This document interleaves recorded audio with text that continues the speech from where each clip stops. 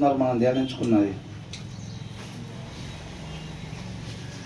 మిగతా వాళ్ళు కూడా చదవాలి. ఒకసారి చదివితే మనకి ఇంకా పూర్తిగా నాటబడిద్ది.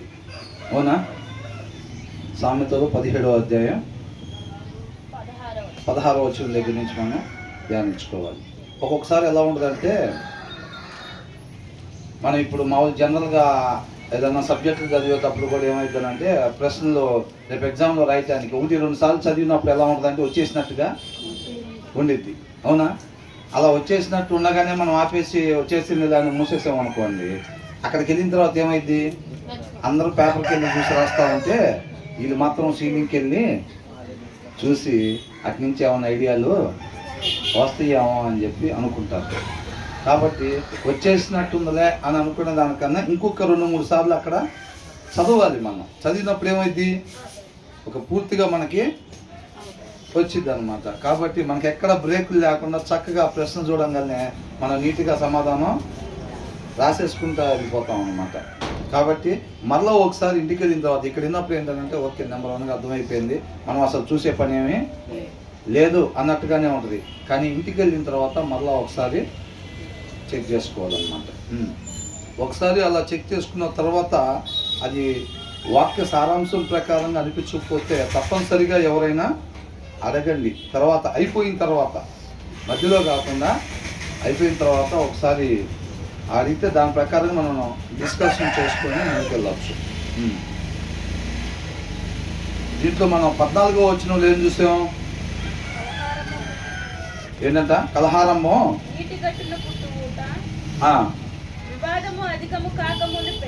కలహారము అంట. ఏంటంట, హృదయంలో వాక్యం లేకపోతే ఏమైందనంటే వద్దు అన్నది మన హృదయంలో ఉండిపోయింది, దాంట్లో మంచి ఉండదు. కలహారమ్మో, వీళ్ళు ఎక్కడన్నా మాట్లాడితే గొడవే, వాడు నోరు తీసాడంటే గొడవే, శాంతి ఉండదు, సమాధానం ఉండదు, అసలు నెమ్మది ఉండదు. కొంతమంది ఎక్కడికన్నా వెళ్ళి కూర్చున్నారంటే ఒక 2 నిమిషాలు కూర్చుంటే ఇంక తర్వాత వాళ్ళకి మనకు మాటలు ఉండవు. ఎందుకని, వాళ్ళకి మాట కుదరదు. అసలు ఏంటంటే ఏం కుదరదు, మాట కుదరదు అసలు వాళ్ళకి. కొత్త వాళ్ళ దగ్గరికి వెళ్ళినా సరే ఒక 2 నిమిషాల నుంచి 5 నిమిషాలు మనం మాట్లాడేమనంటే వాళ్ళకు ఒక అభిప్రాయానికి వచ్చేస్తారు. ఏమని, ఇంకేమతో మాట్లాడకూడదు, మనం ఎవరి దగ్గర టైము స్పెండ్ చేయకూడదు, మనం పద్ధతిగా మాట్లాడదు, ఉన్నది ఉన్నట్టుగా మాట్లాడదు, అవసరం లేని అన్ని మాట్లాడుతూ ఉండిద్ది అని. ఎందుకని, ఎవరి హృదయంలో అయితే వాక్యం లేదో వాళ్ళు అలాంటి నెమ్మది లేకుండా ఉంటారు అనమాట. వాళ్ళు నోరు తెలిసినప్పుడు కలహాలు, డిస్ప్యూట్స్ ఎక్కువ తయారవుతూ ఉంటాయి. అందుకే కొంతమంది అనుకుంటారు, ఏంటో నాకు ఎక్కువ మంది ఫ్రెండ్స్ ఉండరు. ఎందుకని ఉండరు, మనతో అవతల వాళ్ళకి మాట్లాడబుద్ధి అవ్వదు అనమాట. ఎందుకని మాట్లాడబుద్ధి అవ్వదంట, మాట కుదరదు మనకి సరిగ్గా. అట్లా ఎవరైతే హృదయంలో వాక్యం లేకుండా ఉంటుందో వాళ్ళు అలా కలహాలు స్టార్ట్ చేసే వాళ్ళుగా ఉంటారు. కలహాలు ఒకసారి స్టార్ట్ చేసి దాన్ని అంతటితో ముగిద్దాంలే, ఊరక 4 మాటలు మాట్లాడి ముగిద్దాము, ఊరకే బెదిరించి వదిలి పెడదాం. కొంతమంది ఏమనుకుంటారు, అరే వార్నింగ్ ఇస్తానని చెప్పి వెళ్ళి తన్నుకునేదాకా అయింది అక్కడ. ఎందుకని, వాళ్ళు 2 మాటలు మాట్లాడి వార్నింగ్ ఇద్దామని అనుకున్నారు. తర్వాత వీళ్ళ చేతిలో ఉందా, స్టార్టింగ్ వీళ్ళ చేతిలో ఉంది, తర్వాత ఇప్పుడు మనం అనుకున్నప్పుడు ఎప్పుడైనా అన్న తల్లిల మధ్యలో కావచ్చు, భార్య భర్తల మధ్యలో కావచ్చు, ఫ్రెండ్స్ మధ్యలో కావచ్చు, ఏమనుకుంటారంటే అవతల వాళ్ళు ఒక మాట అన్నప్పుడు వీళ్ళు కూడా ఒక మాట అంటారు. ఏదో 2-3 మాటలు అది సర్దుమణిపోయింది, తర్వాత ఎవరి పనులు చేసుకుంటామని అనుకుంటారు. అనుకొని అవతల వాళ్ళు ఒకటి అనగానే వీళ్ళు ఆటోమేటిక్ ఏం చేస్తారు, వీళ్ళు 2వ దాన్ని అంటారు. అది చివరి దాకా వెళ్ళింది, తలకాయలు బాధ కొట్టుకునే దాకా వెళ్ళింది అన్న విషయం వాళ్ళకి తెలీదు. అవునా? ఇది ఖచ్చితంగా దీన్ని చివరి ముగింపు ఇలా ఉండిద్దని చెప్తారా, చెప్పలేరు.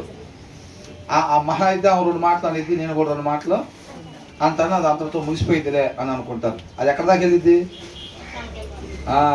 అది ఎక్కడికో వీళ్ళిద్దరు ఆపలేని పరిస్థితి అయిపోయింది. నువ్వు వెళ్ళి మాట్లాడిపోయావా, లేకపోతే మనం వెళ్ళి మాట్లాడినా కానీ విందా ఇంక అవతల నా మెంటల్గా ప్రిపేర్ అయిపోయిందని అంటారు. ఒకవేళ వాళ్ళు అడిగితే మనం వెళ్ళి మాట్లాడిన ఉపయోగం లేదు బ్రదర్, ఆయన కొంచెం స్ట్రాంగ్గా డిసైడ్ అయి ఉన్నాడు, ఇప్పుడు నేను వెళ్ళి మాట్లాడినా దాని పెద్ద ఉపయోగం అంటే వీళ్ళిద్దరి చేతిలో ఉందా లేదా, వాళ్ళిద్దరి చేతులు ఏమీ లేదు. వాళ్ళ చేతులు దాటి అవతలకి వెళ్ళిపోయిన దాకా పరిస్థితి తెచ్చుకున్నారు. వీళ్ళు ఏమనుకున్నారు, ఆమె ఏదో ఇంట్లో ఉండి ఆమె స్టార్ట్ చేసింది ఫస్ట్, లేకపోతే ఆయన స్టార్ట్ చేశాడు ఫస్ట్. స్టార్ట్ చేయగానే ఈయన ఊరుకున్నవాడు ఉన్నాడు, ఏమన్నాడు, ఆటోమేటిక్గా ఒక మాట అనేసాడు. అదంత దూరం పోయిద్దని తెలియక. కాబట్టి వాక్యమైన దేవుడు ముందే ఆ జ్ఞానాన్ని ఇస్తున్నాడు మనకి.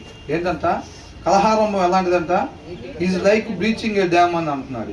కాబట్టి దాని జోలి పోకుండా నీకు ఎప్పుడైతే ఈ వాక్యం మధ్యలో ఉండిద్దో ఇమ్మీడియట్గా బ్రేక్ చేయాలన్నమాట. దాన్ని అంతటితో ఆపాలి. మన దగ్గర డైలాగ్ లాగ్గా ఆగిపోయింది. నేను 2 మాటలు అనేసరికి ఒక్క మాటతో నోరు మూసాడు, లేకపోతే నేను 2 మాటలు అనేసరికి ఒక్క మాటతో నోరు మూసిందామా అంటే తగ్గింది. ఓటమి ఒప్పుకుంది. ఓటమి ఒప్పుకోవటం కాదు. ఎవరు గొప్పోళ్ళు, వాక్యాన్ని అనుసరించే వాళ్ళు గొప్పోళ్ళు.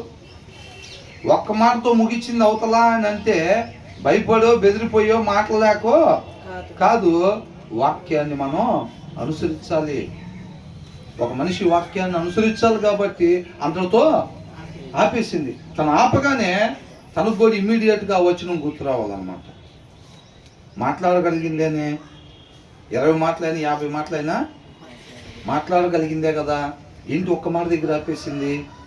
నేను 2వ మాట అన్నా 3వ మాట కూడా అన్నాను కదా. ఎందుక ఇమ్మీడియట్గా ఆ మాట ఆ వచనం ఈయనకి స్ట్రైక్ అవ్వాలి. ఈయన కూడా ఏం చేయాలి, ఇమ్మీడియట్గా ఆపేసుకోవాలి.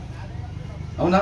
అప్పుడు వాళ్ళిద్దరూ చక్కగా ఇద్దరు కూడా జీవాన్ని కలిగి ఉంటారు. లేకపోతే కలహాలు వచ్చేసి అది ఆటోమేటిక్గా పెద్ద మ్యాటర్ అయిపోయి పరిస్థితులు చేతులు దాటిపోయే పరిస్థితి అయింది అనమాట. ఏదైనా సబ్జెక్ట్ ఏదన్నా కానివ్వండి, అది వంకాయలు కట్ చేసే దగ్గర అయిందా, లేకపోతే తలుపులు వేసే దగ్గర అయిందా, లేకపోతే ఇంకో దగ్గర అయిందా, ఇంకో దగ్గర మ్యాటర్ ఏదైనా కావచ్చు. కానీ కలహం అనేది వాక్యానుసారమైంది కాదు. సమాధానమే వాక్యానుసారమైంది. కాబట్టి ఇప్పుడు తర్వాత 15వ విషయం, దోషిని నిర్దోషిగా, నిర్దోషిని దోషిగా అని అంటే న్యాయాన్ని మార్చకూడదు ఎప్పుడు కూడా. అవునా? తప్పు చేసిన ఏమనాలి, తప్పు చేశాడనే అనాలి, చేయని వాళ్ళనే చేయలేదని చెప్పాలి. అది న్యాయం. అది వాళ్ళు ఎవరు, మన వల్ల, మన పార్టీ వల్ల, లేకపోతే వేరే వల్ల. మన పార్టీ వాళ్ళు అయితే ట్విస్టింగ్ ఏం చేస్తారు, ట్విస్టింగ్ చేస్తారు. వాడే వచ్చి మనల్ని గుద్దాడని స్టేషన్కి ఒక మాట ఫోన్ చేసి చెప్తే వాళ్ళు అట్లాగా రాసుకుంటారు. అవునా కదా? దాన్ని బట్టి న్యాయం. మనం ఆయన వల్లే ఉండాలంటే ఆయన మొహాలు చూసి తీర్పునిచ్చేవాడు కాదు. మనం కూడా మొహాలు చూసి కాదు, అక్కడ న్యాయాన్ని బట్టే మనం మాట్లాడే వాళ్ళంగా ఉండాలి. అదే కదా మన ఈ లోకానికి వెలుగు అంటే. అవునా? డబ్బులు తీసుకొని అన్యాయ సాక్ష్యాలు చెప్పేవాళ్ళు అనేక మంది ఉంటారు. ఒక ఆఫీసులో కావచ్చు, ఎక్కడైనా ఒక పొలం దగ్గర కావచ్చు, ఎక్కడైనా సరే క్రైస్తవులు 10 మంది చేస్తున్నారు అంటే ఆ ఆఫీస్లో లైట్లలాగా ఉండాలన్నమాట. చూసామా? ఇప్పుడు మనం ఒక దగ్గరికి వెళ్ళామనుకోండి, ఒక ఆడిటోరియంకి వెళ్తే వాళ్ళు ఏం చేస్తారు, సీలింగ్లో ఓ 10 లైట్లు పెడతారు ఆ హాల్ మొత్తానికి కాంతి రావటం కోసం. అర్థమవుతుందండి? కాబట్టి ఓ 10 మంది క్రైస్తవులు అక్కడ నిజమైన క్రైస్తవులు అని నేను చెప్పేది. నిజమైన క్రైస్తవులు అంటే ఎవరు? వాక్యాన్ని అనుసరించే వాళ్ళు. వాళ్ళ 10 మంది ఆ ఆఫీస్ మొత్తానికి, దాంట్లో 150 మంది పని చేయొచ్చు, 200 మంది పని చేయొచ్చు, సత్యం అనే వెలుగుని, న్యాయం అనే వెలుగుని, ధర్మం అనే వెలుగుని ప్రకాశింపజేసేవారు వాళ్ళు ఉండాలన్నమాట. అవునా కదా? ఎవరో ఒకరు సువార్త చెప్తుంటేనే కదా మనం కూడా రక్షణలోకి వచ్చింది. అవునా కదా? తండ్రి ఆకర్షింపబోతే కుమారుడు దగ్గరికి ఎవరో రారు. కాబట్టి రక్షణ ఆయన కృప వల్లనే వచ్చింది. కాకపోతే నేటి దినాల్లో ఆయన కుమారుడు ద్వారా ఇంకా ఎవరో ఒకరి ద్వారా దేవుడు మనతో మాట్లాడుతూ ఉంటారు అన్నమాట. కాబట్టి మన ద్వారా కూడా ఇంకెవరెవరైతే రక్షణ పొందుకోవాలనేది దేవుడి ఉద్దేశమైందో వాళ్ళందరినీ రక్షణలోకి నడిపించాలి అనే ఒక ఆశ కలిగి ఆయన ఆశ్రయించేవారుగా ఉండాలన్నమాట మనం. కాబట్టి న్యాయాన్ని మార్చేసే వాళ్ళంగా మనం ఎక్కడ ఉండకూడదు. మనం ఎక్కడున్నా సరే మనం న్యాయంగానే ఉండాలి, పరిస్థితి ఏదైనా కానీ. అవునా? తర్వాత ఏం జరిగింది అనేది మనకి అనవసరం. మన జీవిత విధానం ఒకటే, ఏంటంట, న్యాయంగా ధర్మంగా ఉండటమే. తర్వాత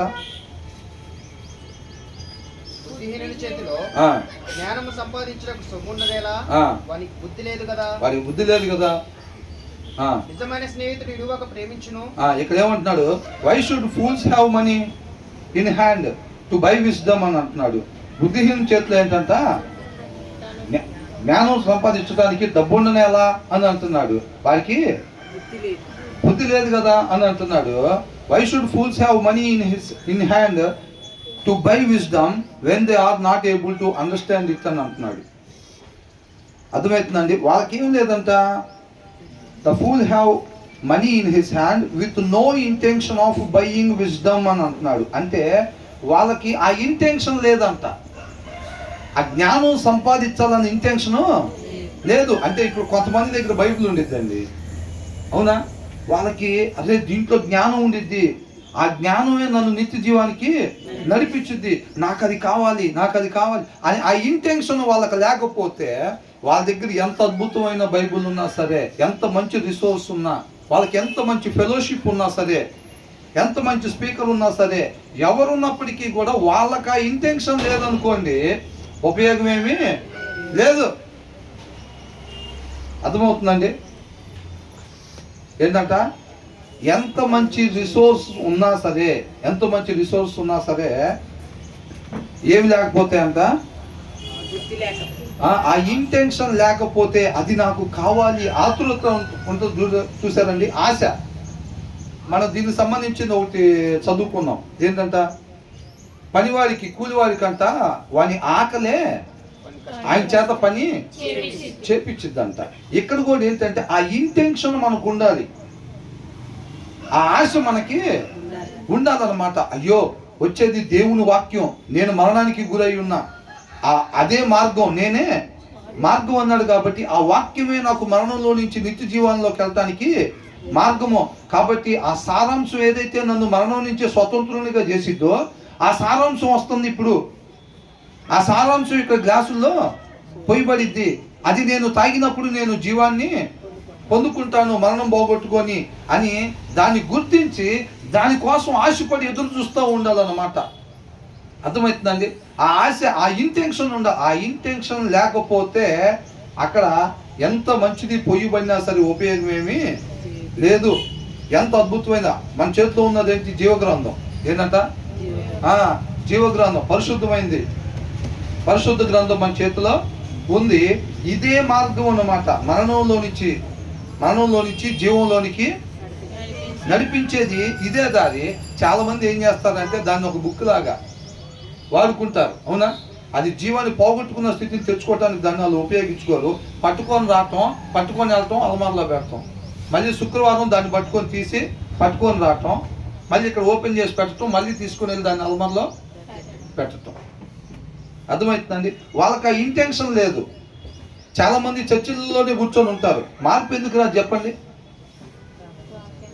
మార్పు ఎందుకు రాదు? అనేక సంవత్సరాల నుంచి వాళ్ళు వస్తూనే ఉంటారు, కాకపోతే వింటానే ఉంటారు, పాడుతూనే ఉంటారు. ఆ ఇంటెన్షన్ అన్నమాట, దానికోసం ఆశపడి ఎదురు చూసే వాళ్ళగా ఉండరు. వాళ్ళు ఎవరంట? Why should fools have money. ఎవరంట? ఆ ఇంటెన్షన్ లేని వాళ్ళు ఎవరంట? ఫూల్స్, మూర్ఖులు అని అంటున్నాడు. వాళ్ళు ఉండొచ్చు, ఫెలోషిప్ లోనే ఉండొచ్చు, క్రైస్తవులుగానే పుట్టుండొచ్చు, బాప్తిసం కూడా తీసుకొని ఉండొచ్చు.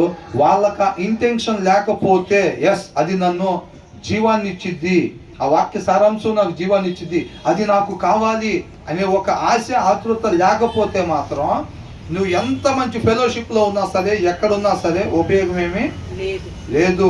అది మూర్ఖులతో సమానమే.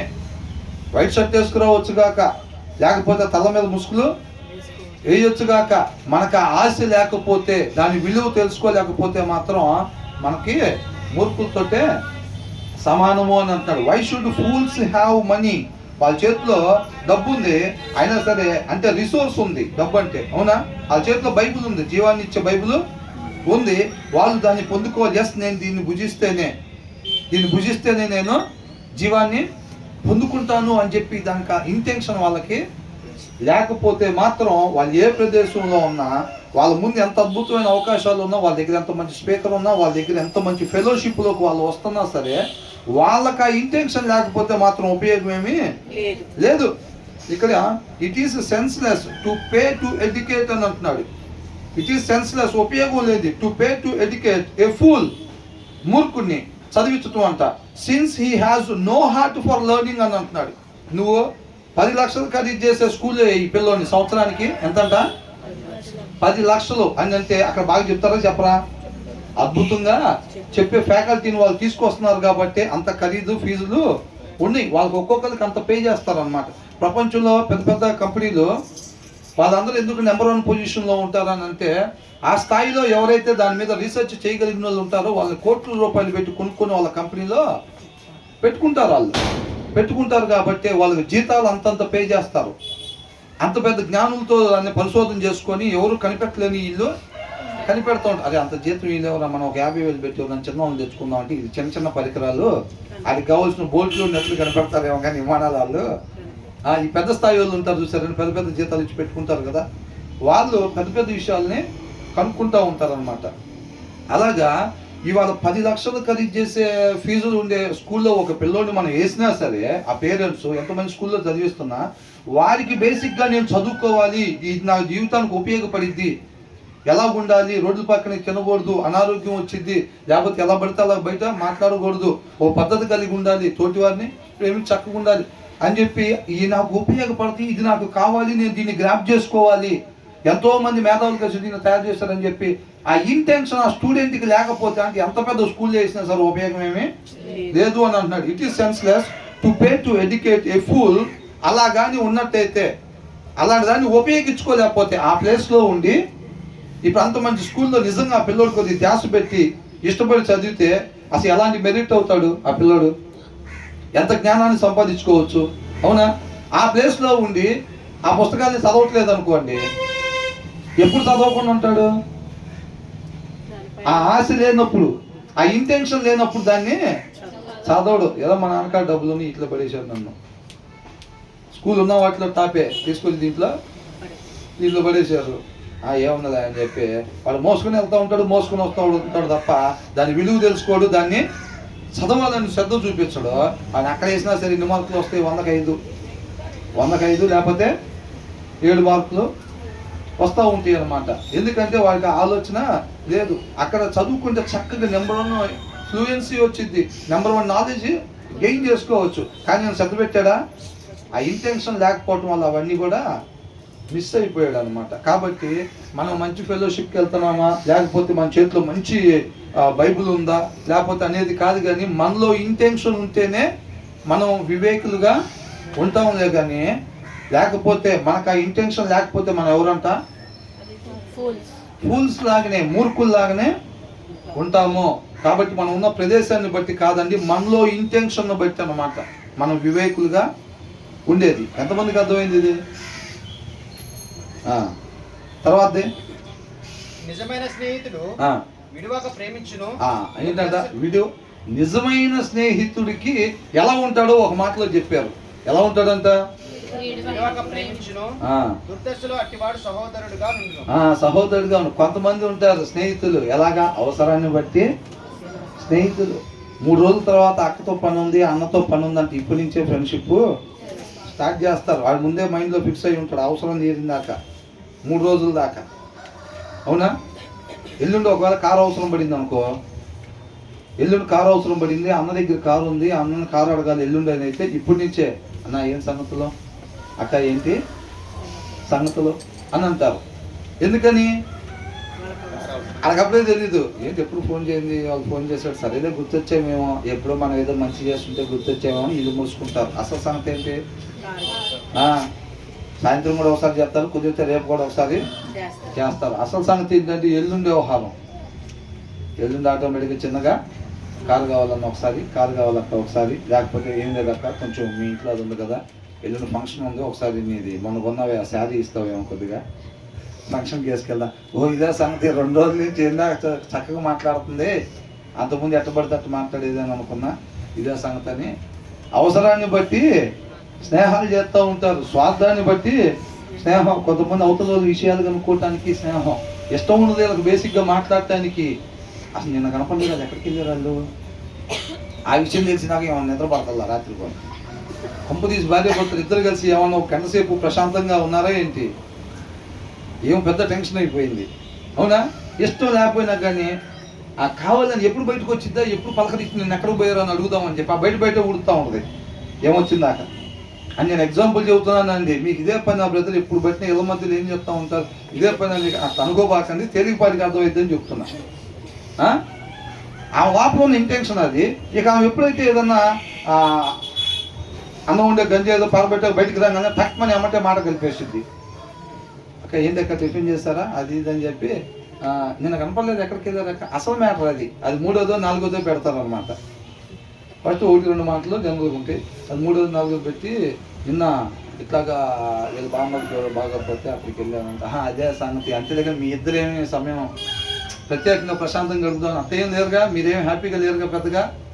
అక్కడ పోయారంటే మీకు ఆయిల్ డబ్బులు అయి ఉంటాయి, వాళ్ళకి ఎంతో కొంత ఫ్రూట్స్ తీసుకెళ్ళి ఉంటారు, కొంత ఖర్చు అయి ఉంటుంది, అయితే పర్వాలన్నా ఏంటంట అయితే పర్వాలేదు నాకు అని చాలామంది అట్లా కనుక్కుంటారు అన్నమాట. ఆ స్నేహాన్ని బట్టి కాదు. నిజమైన స్నేహితుడు ఎలా ఉంటాడంట, విడువక వాళ్ళ దగ్గర డబ్బులు అయిపోయినాయి, వాళ్ళ ఇంట్లో బియ్యం అయిపోయినాయి, నేను కిటికీలో చిన్నపడుతుంటే ఇవాళ మనం పలకనీయకూడదు వస్తున్నాయి ఏంటంట, ఇవాళ మనం పలకనీయకూడదు, వాళ్ళ ఇంట్లో బియ్యం నేను ఇందాక మాట్లాడుకుంటున్నారు, ఖచ్చితంగా నేను బయట కనపడ్డానంటే ఆమె అడిగిద్ది, అక్క 1 కేజీ బియ్యం అక్క ఆయన బస్తా తీసుకురాగలి మళ్ళీ ఇస్తాననేది. మనం అసలు బయటికి పోకూడదు ఇవాళ. అలాంటి గంజి గింజ నుంచి ఇంట్లోనే బాగా పూసుకొని సాయంత్రం తీసుకుని వెళ్ళి బయటికి వెళ్ళి తప్ప బయటికి మాత్రం పోకూడదని అనుకుంటారు. వాళ్ళ నిజమైన స్నేహితుడు.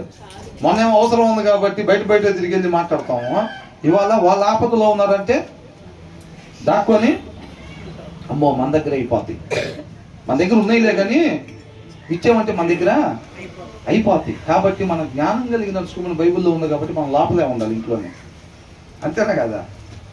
అలా ఉండే వాళ్ళు ఉంటారు. నిజమైన స్నేహితులు ఎలా ఉంటారంట, విడువక అవసరం ఉన్నా లేకపోయినా వాళ్ళ దగ్గర డబ్బు, వాళ్ళకు హోదా, పేరు, పలుకుబడి, వాళ్ళు ఇప్పుడొకప్పుడు మనకు ఉపయోగపడతారు అని లేకపోయినా సరే, వాళ్ళు ఉపయోగపడకపోయినా సరే ఏంటంట ప్రేమిస్తూనే ఉంటాడనమాట.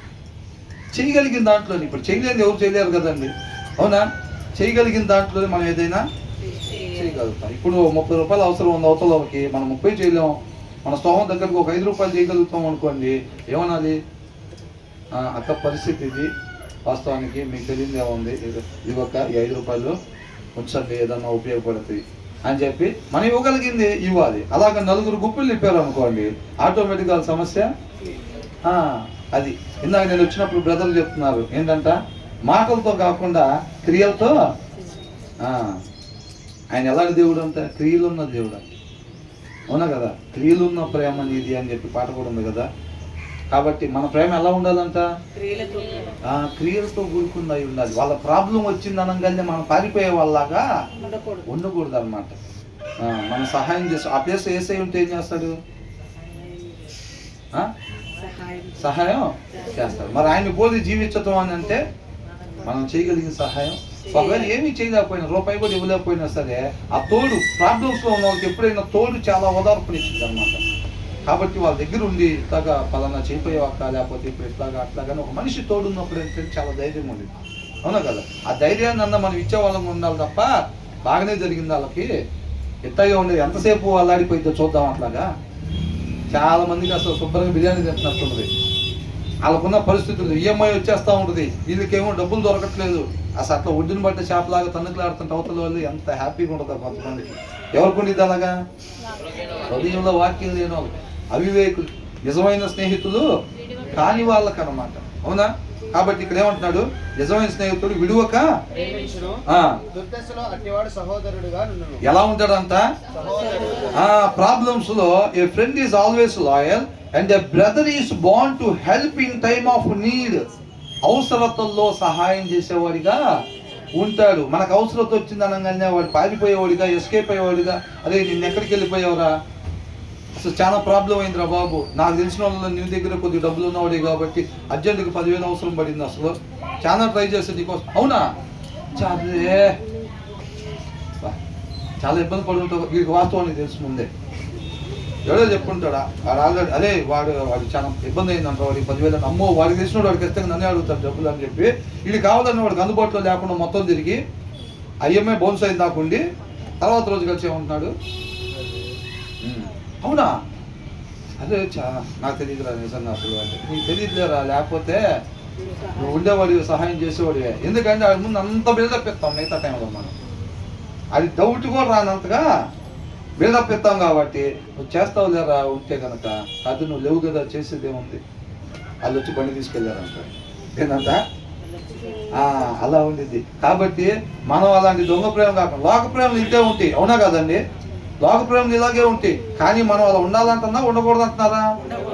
ఉండకూడదు అని చెప్తున్నాడు అనమాట దేవుడు. అవునా? ఒక నిజమైన విశ్వాసి అలాగా ఉండకూడదు. దాన్ని చూసి అనేక మంది అరే నేను కూడా వాళ్ళలాగా ఉండాలి, నేను కూడా వాళ్ళలాగా ఉండాలి అని అనుకుంటారు. ఆ సత్యాన్ని ప్రకాశింపజేసేవారుగా మనం ఉండాలన్నమాట. ఎలాంటి వాడు అంటే స్నేహితుడు ఎలాగైపోయాడు? And the brother is bound to them అని అంటున్నాడు, ఒక సహోదరులాగా. అర్థమవుతుందండి? అంటే దీన్ని బట్టి మనకి ఏం చెప్తున్నాడంటే మంచి సమరయుల్లాగా ఉండమని. అవసరతల్లో ఉన్న వాళ్ళకి మంచి సమయంలో ఏం చేశాడు? సహాయం చేశాడు అనమాట. కాబట్టి పారిపోయే వాళ్ళలాగా, అవసరం ఉంటేనే కలిసే వాళ్ళలాగా కాకుండా మంచి సమరయుల్లాగా మనం ఉండాలన్నమాట. అర్థమవుతుందా? ఇందాక వచ్చిన ఏం చూసాం? ఎంత మంచి రిసోర్స్ ఉన్నా సరే మనలో ఆ ఇంటెన్షన్ లేకపోతే, మనకు ఆతృత లేకపోతే, ఆ ఆశ మనలో లేకపోతే మాత్రం ఎంత అద్భుతమైన వాక్యం చెప్పబడుతున్నా, జీవాన్ని ఇచ్చే బైబిల్ మన చేతిలో ఉన్నా సరే మనం మూర్ఖుల్లాగానే ఉంటాము. ఆ ఇంటెన్షన్ మనకు ఉండాలన్నమాట. అవునా? అది తర్వాతది ఏమంటున్నారు? తన పొరుగువానికి జామీను ఉండి రెండో ఈ 17వ వచనంలో ఏం నేర్చుకుందాం? మంచి సమరయులాగా మనం ఉండాలి, అంతే తప్ప అవసరతను బట్టి వాటిని బట్టి మన స్నేహితుల్లాగా ఉండకూడదు. ఈ అన్ని లక్షణాలు ఏంటంటే అండి నిజమైన విశ్వాసి. మొన్న అనుకున్నాం కదా, ఏం చూసాం మొన్న? ఎవరైతే ఇరువురి మధ్యలో ప్రేమని వృద్ధి చెందగోరుచున్నాడో వాళ్ళు చేయాల్సిన పనులు ఇవన్నీ. అట్లేం కాదురా, ఉన్న 4 రోజులు నలుగురు మోసం చేసైనా గట్టిగా సంపాదించాలి, లగ్జరీగా బతకాలనుకునేవాడు ఏం చేయాల్సిన పని ఏమీ లేదు. మంచిగా ఉండాలి అని అనుకోండి. ఒక మనిషి ఎలా జీవించాలో, నేను అలాగ మాత్రమే జీవించాలనే ఆశ ఆలోచన ఎవరికైతే ఉంటుందో వాళ్ళు ఎలా ఉండాలో చెప్తున్నారు అన్నమాట ఇవన్నీ. అవునా? ఎంతమంది ఇష్టపడుతున్నారు అట్లా? దేవుడు ఒక మనిషి ఎలాగా మాత్రమే జీవించాలని చెప్తున్నాడో అలాగే జీవించాలని ఆశపడేవాళ్ళు. కాబట్టి హృదయం అనే మీ పలక మీద రాసుకోండి. జస్ట్ నోట్సుల్లో రాసుకోవటం వల్ల అట్లా ఇట్లా చేసి వదిలిపెట్టుకోకుండా మనం విలువైన దాన్ని ఏం చేస్తాం? బీరోతాలు ఎక్కడ పడితే అక్కడ పెడతామా? ఎక్కడో దగ్గర పెట్టరా అంటామా? పిల్లల్ని జాగ్రత్తగా ఒక ప్లేస్లో పెట్టుకుంటాం. కాబట్టి ఏమంటే బీరువాలో మహా అయితే డబ్బులో బంగారం ఏదో ఉంది, దానికి సంబంధించిన తాళం ఎంత జాగ్రత్తగా పెడితే జీవాన్ని ఇచ్చేది ఇది. ఆ సారాంశం మనం ఎక్కడ రాసుకోవాలి? హృదయంలో రాసుకోవాలి. ఆ ఆలోచన ఆశ ఉండేవాళ్ళు అనమాట. తర్వాత ఏమంటున్నారు? తన పొరుగువానికి జామీను ఉండి పూటబడవాడు, తెలివి మాలిన వాడు, కలహప్రియుడు, దుర్మార్గ ప్రియుడు. ఏం చేస్తాడంట? One who has no sense. No sense అంటే వివేకము లేనివాడు. ఇవన్నీ ఎక్కడ దొరుకుతాయి? ఆ ఇంటెన్షన్ రావాలంటే మనం ఎందుకు చూసాం కదా, 16వ వచనంలో చూసాం. ఆ ఇంటెన్షన్ రావాలంటే దేవుని వాక్యంలోనే దొరికింది. అవునా? 17వ వచనంలో చూసాం. 17వ వచనంలో ఏమిటంట? ఒక మంచి సమరయుడిలాగా మనం అలా ఉండాలంటే ఫస్ట్ ఆ మంచి అనేది మనలో ఉండాలి. అవునా కదా? మంచి సమరయుడిలాగా ఉండాలని సోమరు కూడా అనుకుంటాడు, కాకపోతే ఆ మంచి ఆయన హృదయంలో పెట్టుకోడు ఫస్ట్. అది వాక్యమై ఉన్న దేవునిలో ఉండిద్ది ఆ మంచి. కాబట్టి ఆ వాక్యాన్ని ఎప్పుడైతే మనం ధ్యానించి అది మనం హృదయంలో పెట్టుకుంటామో అప్పుడు మనం మంచి సమరయుడిలాగా, ఇది చూడాలి అందరం, అప్పుడు మనం మంచి సమరయుడిలాగా ఉండగలుగుతాం. తప్ప ఊరికినే వాక్యం చదువుకొని నేను మంచి సమరయుడిలాగా ఉండాలి, 16వ వచనంలో చెప్పినట్టు నేను ఉండాలి, 17వ వచనంలో ఏ రకంగా ఉండమని చెప్పినా ఆ రకంగా నేను ఉండాలి, 18వ వచనంలో ఏ రకంగా ఉండమని చెప్తున్నారో ఆ రకంగా నేను ఉండాలి. వాక్యం చదవకుండా ఇంటికి పోయిన తర్వాత ఇవాళ చెప్పబడిన అన్నిటిగా నేను ఉండాలి అని అంటే అయిపోయిందా? అవదు. హృదయంలో ఆ మంచి సమరయుడికి ఉండాల్సిన లక్షణాలు కలిగిన దేవుణ్ణి మనం హృదయంలో పెట్టుకోకపోతే ఆ లక్షణాలు మనలో నుంచి బయటికి రావు. అర్థమవుతుందండి? కాబట్టి వీటన్నిటికీ మూలం ఏంటంటే ఆ వాక్యమై ఉన్న దేవుణ్ణి, ఇలాంటి మంచి లక్షణాలు కలిగిన ఆ దేవుణ్ణి మనం హృదయంలో పెట్టుకున్నట్టయితే అప్పుడు ఆయన వలే మనం జీవిస్తాం. అవునా కదా? ఇక మీదట జీవించేవాడును నేను కాదు, నా యందున్న క్రీస్తే. అవునా? వాక్యమై ఉన్న దేవుడు, ఆయన లక్షణాలు, ఆయన ఆ పరిస్థితుల్లో ఉంటే ఎలా బిహేవ్ చేస్తాడో మనం అలా బిహేవ్ చేస్తూ ఉంటాం. ఆయన ఆ పరిస్థితుల్లో ఉన్నప్పుడు, అవతల కొద్దిగా ఇబ్బందుల్లో ఉన్నప్పుడు, ఆ పరిస్థితుల్లో ఒకవేళ యేసయ్య ఉంటే ఎలా మాట్లాడతాడో మనం అలా మాట్లాడతాం. ఎందుకని? ఆ మాట మన నోట్లో నుంచి వచ్చిందంటే ఆయన లోపల ఉన్నాడు కాబట్టి ఆయన మాటగా మన మాట పలుకుతాం అంతే. ఆయన ఎలా ప్రవర్తిస్తాడో ఆయన ప్రవర్తనగా మన ప్రవర్తిస్తాం అన్నమాట. అంటే మనల్ని పూర్తిగా ఉపేక్షించుకున్నాం. బాప్తిసం నీళ్ళల్లో మునగటం అంటే మరణానికి గురి చేసుకోవటం, మన పాత స్వభావాన్ని మరణానికి గురి చేసుకొని, కాబట్టి ఇక మీదట జీవించేవాడు నేను కాదు, నా యందున్న క్రీస్తే. అంటే మన హృదయంలో ఎప్పుడైతే సమృద్ధిగా వాక్యం ఉంచుకుంటా ఉంటామో ఆయనే మన యందు జీవిస్తూ ఉంటాడు అనమాట. ఆయన చిత్తాన్ని జరిగిస్తూ ఉంటాడు. అవునా? కాబట్టి యుద్ధం ఆయన చేసి మనకి జయాన్ని అప్పగిస్తాడనమాట. కాబట్టి ఇవన్నిటి ప్రకారంగా ఉండాల్సిన రీతి ఉండాలంటే మనం ఫస్ట్ ఆఫ్ ఆల్ వాక్యాన్ని సమృద్ధిగా ధ్యానించాలి. వాక్యం చదవకుండా నిజంగానే ఇక్కడ చెప్పబడిన అన్నిటిగా నేను ఉండాలి అని మనం అనుకున్న ఉపయోగం ఏమి లేదు. సోమర్లలాగా అనుకుని విడిచిపెడతారనమాట. వాళ్ళు అనుకున్నది ఏది కూడా జరగదు. కాకపోతే కష్టపడాలన్నమాట. కష్టపడి మనం దాన్ని గ్రాప్ చేసుకోవాలి. అదే అంటున్నాడు ఇక్కడ. ఏంటంట? తెలివి మాలినవాడు, ఏంటంట? ఎందుకని మీకు ఏమైనా డౌట్ ఏమైనా వచ్చిందా? One who has no sense shakes hands in pledge అని అంటున్నాడు. ఇప్పుడు ఎవరో ప్రాబ్లం ఉండి లేకపోతే ఇట్లాగే ఏదన్నా ఉంటే వాళ్ళ తరపున జామీన్ ఉండటం, లేకపోతే షూరిటీ సంతకాలు పెడతాం. అవునా? ఏమంటే మేము ఉన్నామండి అంటే ఇది ఎవరో మాకు తెలియదండి, అసలు ఇల్లు ఎట్లా ఇస్తాం, ఇక్కడ వాళ్ళలాగా లేరే అని అంటే అది మాకు తెలిసిన వాళ్ళండి అని అంటే వాళ్ళు వచ్చి అవునండి మా వాళ్ళే, ఏం ప్రాబ్లం లేదు, ఇల్లు ఇవ్వండి, మేము హామీ అని అంటారు. ఏమైనా జరిగింది అనుకో రేపు అక్కడ ఏం చేస్తారు? ఏదైనా తీసుకెళ్తారు. షూరిటీ సంతకం పెట్టింది మీరు కాబట్టి ఆటోమేటిక్గా మీ కారు అని అంటారు.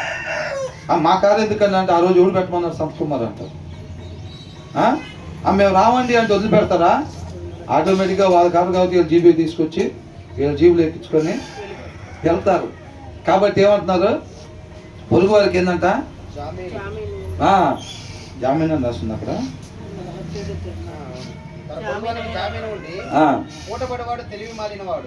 One who has no sense shakes hands అని అంటారు. అంత ముందు కూడా మనం ధ్యానించుకున్నాం దీనికి సంబంధించి. ఏంటంట? In pledge and puts up security for A neighbour అని అంటున్నాడు. తన సహోదరుడికి నేను ఉంటానండి హామీ, నేను షూరిటీ సంతకం పెడతాను అనేది మనం అంతకు ముందు కూడా ధ్యానించుకున్నాం. అలా ఉండకూడదు. అవునా?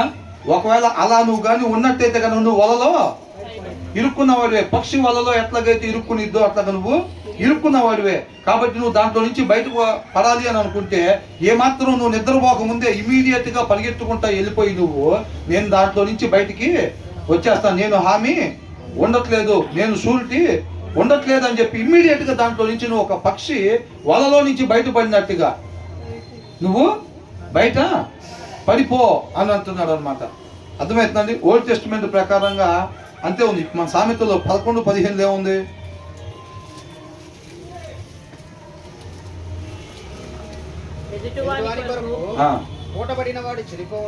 ఏంటంట? ఓట పడితే ఏమైందంట?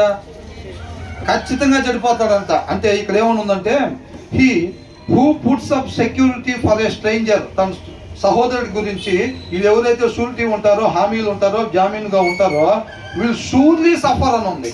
ఏంటంట? ఖచ్చితంగా ఇబ్బంది పడతారు వాళ్ళు. ఏమవుతారంట? ఖచ్చితంగా వీళ్ళు షూర్లీ సఫర్ అని అంటున్నాడు. అర్థమవుతుందండి? ఎవరైతే అట్లా ఉంటారో ఖచ్చితంగా వాళ్ళు ఇబ్బంది పడతారు. కాబట్టి but the one who hates అని అంటున్నాడు. ఇక్కడ ఏమనుంది? ఇదిగో చూడండి, 6వ అధ్యాయం చూడండి సామెతలు.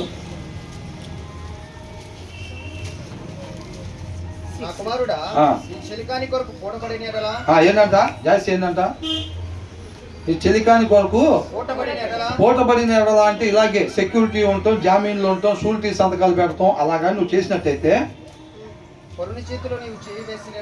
అదే హామీ, నేను ఉంటానని. అదే అది ఏసేపు తీసుకుని ఒంట్లో వేద్దాం రా, పడేద్దాం, ఎవడెవడు వస్తాడు నాతో పాటు ఇట్లా చేపెట్టంగానే ఏం చేస్తారు? మేము వస్తాం అని అందరూ కలిసి చేతి కట్టుగా అయితే పదండి రా అని వెళ్తారు. అవునా? అట్లా కానీ నువ్వు వాడు పొరుగు అని చేతిలో చేసినట్లా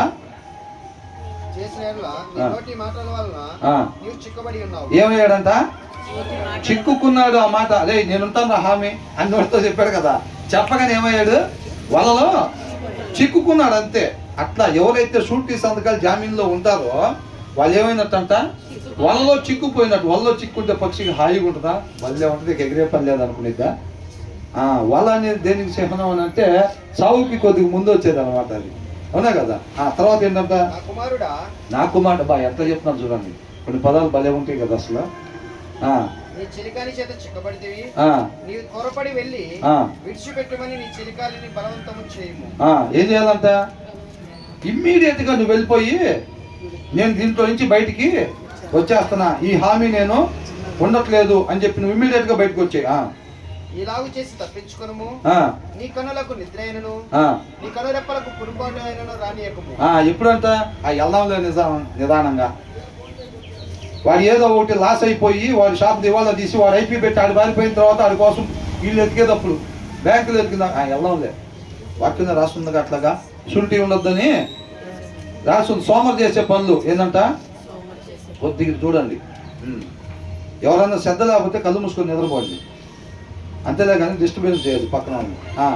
ఏంటంట ఏమనుకుంటా, అరే వాక్యంలో షూరిటీ ఉండకూడదని ఉంది కదా అని చెప్పి గుర్తొచ్చి వెళ్దాంలే, రేపు వెళ్దాం, రేపు వెళ్ళి చెప్దాంలే వాడికి, అదే నేను ఉంటలేదురా హామీ అని చెప్దాంలే అనుకుంటాడు. సోమరు ఏం చేస్తాడు, మళ్ళీ రేపు వచ్చి దానికి ఏం చేస్తాడు, రేపు వెళ్దాం, రేపు ఖచ్చితంగా వెళ్దాం అనుకుంటాడు, అవునా. తర్వాత రోజు వస్తే ఎల్లుండి వస్తే రేపు డెఫినెట్గా వెళ్దాం, ఫస్ట్ పని అదే చేద్దాం రేపు లేకపోగానే అనుకుంటాడు. ఎప్పుడుదా చేస్తాడు అట్లా, వాడు నష్టపోయి ఐపీ పెట్టాడు పారిపోయిన తర్వాత బ్యాంక్ వాళ్ళు వచ్చి ఎదుగుతా నీకోసం ఎవరు వచ్చేదారు ఇందాక అన్న దాకా చేస్తాడు సామరి, అర్థమైందా. వీళ్ళు పారిపోదాం అనుకున్నప్పుడు గుమ్మంకాడ రెడీగా ఉంటారు పోలీసు జీప్ పట్టుకొని, ఫస్ట్ అడిగి జీబులో ఎక్కించారు, తర్వాత తీసుకెళ్ళి వాడు వచ్చిన దాకా ఇన్ పెడతారు లోపల. అట్లా ప్రాబ్లం అయింది కాబట్టి నీ కంటికి రానీయకము. నువ్వు అట్లాగా వాడి చేతిలో చెయ్యేసి నేను ఉంటాను హామీ అని చెప్పి నువ్వు ప్రశాంతంగా ఇంటికి వచ్చి నిద్రపోబాక నువ్వు వల్లో ఇరుక్కొని ఉన్నావు, అర్థమవుతుందా.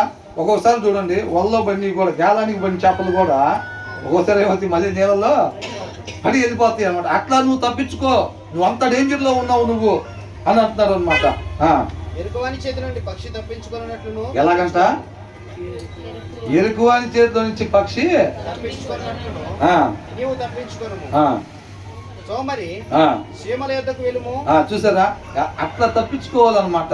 కాబట్టి మనం ఎవరికి కూడా ఎలా ఉండకూడదు, హామీలుగా జామీన్లుగా షూరిటీలుగా మనం ఉండకూడదు. నేను అనేది కాదండి, ఓల్డ్ టెస్ట్మెంట్లో క్లియర్గా రాశారుగా, క్లియర్గా రాశారు అలా ఉండొద్దు అని చెప్పి, వాళ్ళు ఖచ్చితంగా ఇబ్బంది పడతారని చెప్పి రాసి ఉంది దాంట్లో. తర్వాత ఏంటంట, కలహప్రియుడు దుర్మార్గప్రియుడు తన వాక్యంలో ఎత్తు చేయవాడు నాశనము వెతుకువాడు. ఇప్పుడు ఈ వచనంలో మనం చూసింది ఏంటంటే one who has no sense, అది అండర్లైన్ చేసుకోవాలి ఫస్ట్, అర్థమవుతుందండి. 18వ వచనంలో మనం అండర్లైన్ చేసుకోవాల్సింది ఏంటంటే బ్రదర్ ఇప్పుడు కూడా అట్లా షూరిటీలు ఉండకూడదా లేకపోతే అట్లా ఏంటి అసలు అని అంటే మనం అండర్లైన్ చేసుకోవాల్సింది ఏంటంటే హూ హ్యాస్ నో సెన్స్, వివేకం లేనోడు ఓల్డ్ టెస్టిమెంట్లో అలాగా షూరిటీలు ఉండొద్దు అని చెప్పారు కాబట్టి వివేకం లేనోడు ఏం చేస్తాడంటే వద్దు అన్న పని చేస్తాడు అని అర్థం, అర్థమవుతుందండి. వివేకం లేకపోతే ఏం చేస్తాడు, వద్దు అన్న పని చేస్తాడన్నమాట ఖచ్చితంగా. ఇక్కడ ఏమవుతుందంటే అది ఉండాల్సిన వివేకము లేదు, లేనప్పుడు వాళ్ళు ఆ ఓల్డ్ టెస్టిమెంట్ కింద ఉంటారు కాబట్టి వాళ్ళు ఏం చేస్తున్నారు, ఓల్డ్ టెస్టిమెంట్ ఏం చెప్తుంది, అలా హామీలు అవి ఉండకూడదు అని అంటుంది. కానీ ఈయనేం చేస్తున్నాడంట, హామీ ఉంటున్నాడు. ఎందుకని ఉంటున్నాడు, ఆజ్ఞ అతిక్రమణ ఎందుకు చేస్తున్నాడు, ఈయనకు వివేకం లేదు కాబట్టి వద్దన్న పని చేస్తున్నాడు అనమాట, అర్థమవుతుందండి. మనం అక్కడ అండర్లైన్ చేసుకోవాల్సిన 2 పదాలు ఏంటంటే ఇక్కడ నో సెన్స్, వివేకము లేదు కాబట్టి వద్దన్న పని చేశాడు, అది మనకు చూడాల్సింది. ఇప్పుడు న్యూ టెస్టిమెంట్ ప్రకారంగా మనకి ఏదైతే చెబుతున్నారో అదే వివేకం మనకు లేకపోతే కనుక ఇప్పుడు వద్దని ఏంటి గురించి అయితే చెబుతున్నారో మనం అయ్యి చేస్తామో, అదే వివేకం మనం కలిగి ఉంటే ఆ దినాన వద్దన్న పని వాళ్ళైనా చేయకుండా ఉంటారు. మనం కూడా ఈ దినాన్ని వివేకం కలిగి ఉంటే మనం కూడా ఇప్పుడు ఏదైతే వద్దని చెబుతున్నారో ఆ పనులు మనం చేయకుండా ఉంటాము. ఎంతమందికి అర్థమైంది ఇది? పక్షి వల్ల ఇదంతా స్టోరీ బాగానే గుర్తుందిలే కానీ బ్రదర్ ఇదే కొద్దిగా కన్ఫ్యూజన్ ఉందంటారా? వాళ్ళకి వివేకం లేకపోవటం వలన అట్లా హామీలు ఉండొద్దు అని అంటే వద్దన్న పని చేసాడు అనమాట. అక్కడ ఎగ్జాంపుల్గా దాన్ని తీసుకున్నారు అంతే. ఒక షూటీనా హామీనా జామీనా అనేది ఎగ్జాంపుల్గా తీసుకున్నారు. అక్కడ మెయిన్గా మనకి చెప్తున్న సారాంశం ఏంటంటే వద్దన్న పని చేశాడు. ఎందుకు చేశాడంట? వివేకం లేకపోయేసరికి చేశాడు అనమాట. ఇవాళ కూడా వివేకం లేకపోతే వద్దన్న పని చేస్తాం అన్నమాట. వివేకం ఉంటే చేయాల్సిన పని చేస్తాం. మరి ఆ వివేకం ఎక్కడ దొరికిద్ది? అదే అనమాట. ఇప్పుడు దీంట్లో మనం చెప్పే 18వ వచనం ఏంటంటే ఆ వాక్యం అనే దేవుడు మన హృదయంలో ఉన్నట్టయితే గనక మన వివేకం కలిగి ఉంటాము. ఏది చేయాలో అది మాత్రమే చేస్తాము, వద్దన్న పని చెయ్యము. ప్రతి వచనం కూడా అక్కడే చూపెడుతుంది కదా. అదనమాట. అంటే ఇప్పుడు ఈ టైంలో జామీన్ తీయకూడదు అనుకుంటా, షూటీ తీయకూడదేమో, అది చేయకూడదేమో, ఇది చేయకూడదాం అనేది కాదండి. దీంట్లో ఉన్న సారాంశం ఏంటంటే వివేకం లేకపోతే చేయకూడని పని చేస్తాము అని చెప్పి అర్థమవుతుందండి. తర్వాత ఏంటంట? కుటీల వర్తనుడు మేలు పొందడు. అసలు ఫస్ట్ చూడండి, ఏ వర్తనుడు అంట అంటేనే ఏంది అక్కడ అర్థం? కుటీల వర్తనుడు అంటే ఆ హృదయంలో వాక్యం లేని ఆయన ఎవరి గురించో చెప్తున్నాడు. ఆయన ఏం చేశాడు అది మాత్రం మనం ఎప్పుడు కూడా చేయకూడదు అనేది మనం ప్రిపేర్ అయిపోవాలి ముందే. అర్థమవుతుందా? కుటీల వర్తనుడు మేలు పొందడు. మేలు పొందడు. మూర్ఖముగా మాట్లాడేవాడు కీడులో పడును. కీడులో పడినాడంట. మూర్ఖంగా మాట్లాడేవాడికి ఏమైందంట? కీడులో పడిపోతాడంట. ఇక్కడ చూడండి, who ever loves a quarrel. ఆ కలహాలను ఎవరైతే ప్రేమిస్తారో, కలహాలను ఎవరు ప్రేమిస్తారండి? వాక్యం ఏం చెబుతుంది? కలహాలు జోలి మనం పోకూడదని అంట. అసలు మనం సమాధానం కలిగి ఉండాలి. సమాధానం క్రీస్తులో ఉండిద్ది. కాబట్టి ఆ క్రీస్తుని మనం కలిగి ఉన్నట్టయితే మనం కూడా సమాధానంగా ఉంటాం.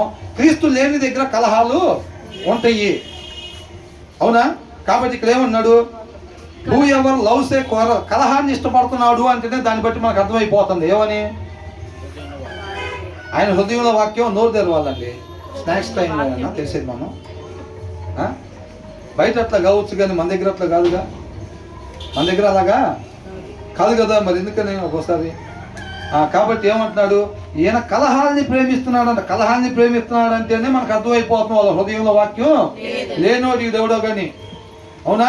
ఏమెవరో కానీ హృదయంలో వాక్యం లేనావా కలహాల్ని కోరుకుంటుందంటే అని అనుకుంటారు. వాళ్ళంట whoever loves a quarrel loves sin అని అంటున్నాడు. అంటే ఆ కలహాల్ని ప్రేమించేవాడంట పాపాన్ని ప్రేమించేవాడు అని అంటున్నారు.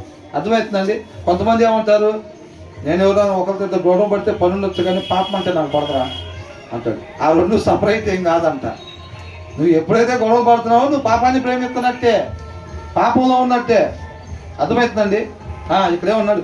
Who ever loves a quarrel loves sin అని అంటున్నాడు. అది వేరు ఇది వేరేమి కాదు. కలహం అనేది దేవుళ్ళలో ఉండేది కాదు, మనిషికి ఉండకూడని లక్షణం అన్నమాట. నువ్వు ఎప్పుడైతే దాన్ని ప్రేమిస్తున్నావో మనం అనేది ఒక ప్రత్యేకత పెట్టుకోవాలిగా. వాళ్ళని దబాయించాలి. ఏం చేయాలంట? వాళ్ళని దబాయించాలి. పెళ్ళైన కొత్తలోనే కొద్దిగా బెదిరించి చెక్కు చేతల్లో పెట్టుకుంటే రేపు చక్కగా నరకానికి జాగ్రత్తగా మనల్ని తీసుకెళ్ళిద్దే లేదా? లోకంలో ఉండే అన్ని ఏం తగ్గిపోబాక ఆయన ఏం చెప్పగానే అది ఓరకనే షర్టు ఏందండి ఇక్కడ నలిగింది అట్ట ఉండబాక ఫస్ట్ నుంచే మెతగ్గా. చాలామంది హృదయంలో వాక్యం లేని తల్లులు, అవునా, కూతుర్ని కాపురాన్ని పంపించేటప్పుడు చక్కటి మాటలు చెప్తారు. ఏం మాటలు? ఏందంట? ప్రేమవేదాలు ఉంటే లోపల దాచుకో, పిచ్చిదానిలాగా బయటికి ఇక్కడేం ఏదో ఉంది అక్కడేందేదో ఉన్న తనబాక, విలువ లేకుండా పోయింది. సరేనా? నేను విలువ నీ పెట్టు నువ్వు కాపాడుకో అని అంటారు. శుభ్రంగా పెట్టి ఇద్దరిని చేర్చి మీ ఇంటికాడికే తీసుకొచ్చింది.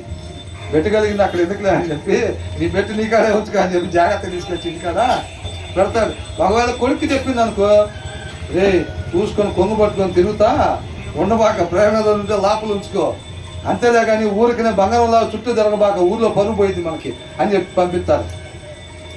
ఏంది ఎలా ఉంటే పాపం రెండు మాట్లాడాలి తప్ప ప్రేమ ఉంటే లోపల ఉంచుకోరా, బయటకు అట్లా చెప్పబాకనంట. ఎప్పుడైతే బయటకు తనంగా ప్రేమ లేనివాడు మనకి ఎందుకులే మనవుతా అని చెప్పి వాళ్ళ అమ్మ ఫోన్ చేసి జాగ్రత్తగా తీసుకుని ఇంటికాడ తెంపుకోనా లేదా దాన్ని తీసుకుని వెళ్ళి మన ఇంటికాడ పెట్టమని అంటారు. అవునా కదా? కాబట్టి అలాంటి అందుకనే అంటున్నారు.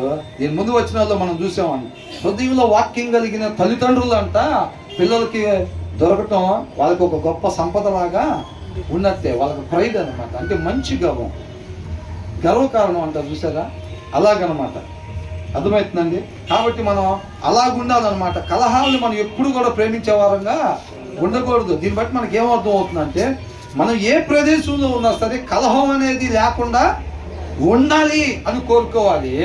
అలా కోరుకోవాలి, అలా జరగాలి అంటే ఫస్ట్ ఆ కలహం లేని సమాధానం మన హృదయంలో ఉండాలి.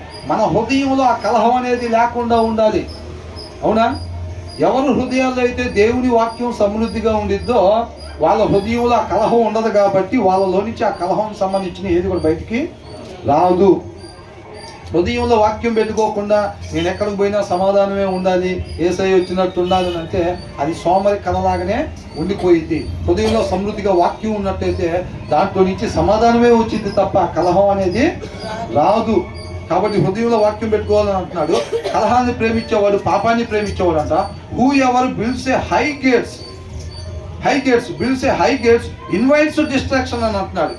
అర్థమవుతుందండి.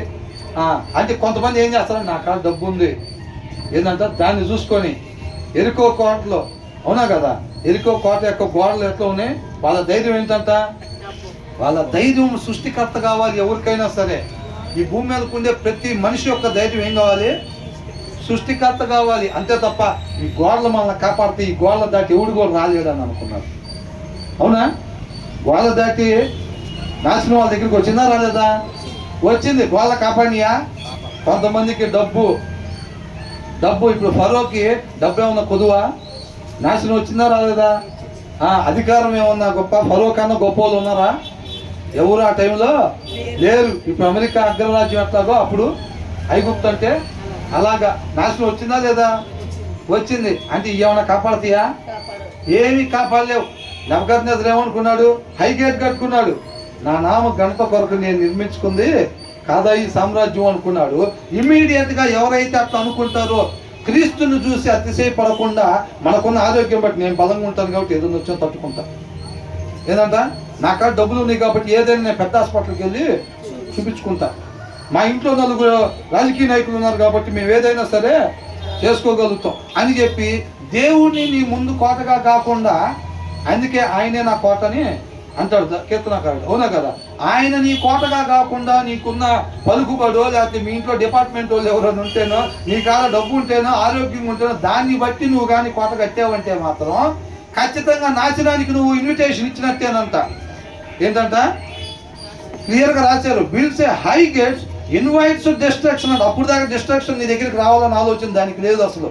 నువ్వు ఎప్పుడైతే చూడాల్సిన వైపు చూడకుండా సర్వోన్నతుడి వైపు, సృష్టికర్త నాకు ఆధారం, నా కోట, నా కంచాన్ని ఎప్పుడైతే నువ్వు అనుకోకుండా ఈ లోక సంబంధం ఉన్న దాన్ని దేనిలో చూసి నువ్వు ధైర్యపడతావు చూసావా, అప్పుడు ఇమీడియట్గా నీ దగ్గర డిస్ట్రాక్షన్కి నువ్వు ఆహ్వానం పలికినట్టే అని అంటున్నాడు. నెబుకద్నెజరుకు అప్పుడు దాకా వచ్చిందా నాశనం? అప్పుడు దాకా లేదు. ఆయనకి అది మొత్తం ఎవరు ఇచ్చారు?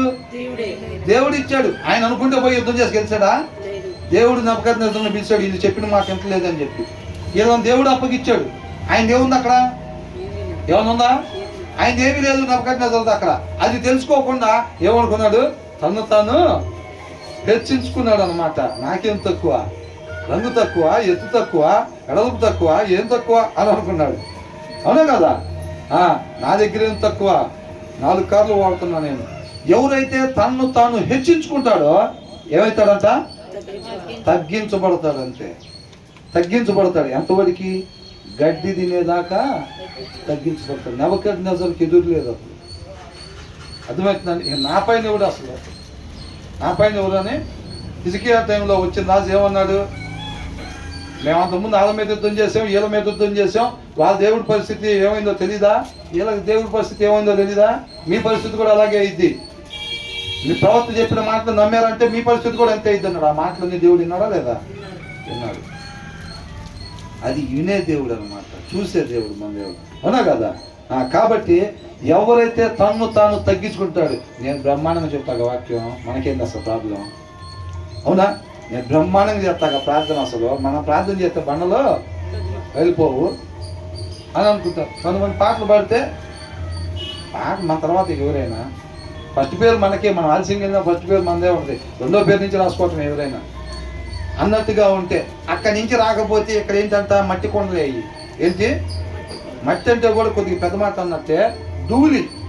ధూళి కొండలు పనికొస్తాయి దేనికన్నా, మట్టి కొండలు అనేది దాన్ని పోసుకోవడానికి పనికొస్తాయి. ధూళిని కొండలాగా పట్టుకుందాం అనుకోండి, పోతే కింద పోతాయి, దేనికి పనికిరాంది. అవునా? మనం అందరం కూడా అదే, నేను కాదు, నువ్వు కాదు, ఇంకొకరు కాదు, ఈ భూమి మీద ఉన్న ప్రతి మనిషి కూడా మంచిది చేయగలిగినాడు కాదనమాట. కాబట్టి ఏంటంట, మనకి దాసుడు మన కింద పని చేయటానికి ఉన్నా సరే, దాసుడు లేకపోతే మనం ఎలా పని చేసుకుంటామో అలాగే మనం తగ్గించుకొని ఉండి మన పనులు మనం చేసుకునే వారంగా ఉండాలి. అంటే ఒక నిజమైన విశ్వాసకు ఉండాల్సిన లక్షణం ఏంటంట, తగ్గించుకుని ఉండాలి. ఆ తగ్గింపు ఎక్కడి నుంచి వచ్చింది? యేసయ్య ఎంతకు తగ్గించుకున్నాడండి? సర్వోన్నతుడు, సర్వాధికారి, తోటి వారి పాదాలు కడిగేదాకా, సింబాలిక్గా. మీరు ఎవరి పాదాలు కడగబాకండి, నేను కూడా కడగను. అర్థమవుతుందండి? ఇప్పుడు క్రిస్మస్కి జనవరి 1కి వస్తే చాలామంది చర్చిలో ఆచారం ఉండిద్ది, ఇక నీళ్ళు ఈ బదులు తీసుకొని బయలుదేరుతారు. ఇక వర్షనే కూర్చుంటే అంటే అందరూ మీ పక్కన ఎవరు ఉన్నారు అన్నది మొహం చూడకుండా వాళ్ళు పాదాలు కడగండి అని అంటున్నారు. నిజంగానే ఉన్నాయి తెలుసా అండి?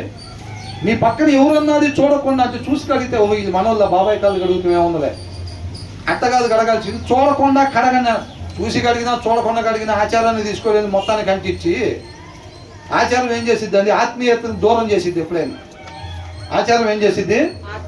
ఆత్మీయత నుండి దూరం చేసిద్ది ఆచారం అనేది ఎప్పుడైనా. అర్థమవుతుందండి? నువ్వు మొహం చూసి కడిగినా చూడకుండా కడిగినా, ఇప్పుడు కళ్ళు తెచ్చుకొని చిరేడు అయితే తప్ప, కళ్ళు మూసుకొని అయితే తప్పే లేదా? మరి మొహం చూసి తిడితే అవతల, మొహం చూడకుండా తిడితే ఒకలా కూడదా? తిట్టిందే రాస్తారా లేదా అక్కడ? మరి ఆచారం తీసుకునేది. ఆయన ఎంతవరకు తగ్గించుకున్నాడు, ఆయన ఏమై ఉన్నాడు, అసలు ఎంతవరకు తగ్గించుకున్నాడు. అసలు మనం తగ్గించుకోవడానికి చాలా మంది ఇబ్బంది పడిపోతాం అసలు. అవునా? మనకేదైనా ఉందంటే అది పక్కన వాళ్ళకి చెప్పుకోలేకపోతే, అమ్మో రాత్రి ఏదైనా కొన్నాం అనుకోండి, అది పొద్దున్నే చర్చిలో అందరికీ చెప్పకపోతే వీళ్ళకి టిఫిన్ చెప్పి పెట్టినా తిన్నట్టే ఉండదు. అసలు ఇంటికాడ బిర్యానీ తిన్నట్టే ఉండదు. రాత్రి కొన్నది ముందు ఫెలోషిప్లు అందరికీ చెప్పేసేయాలి.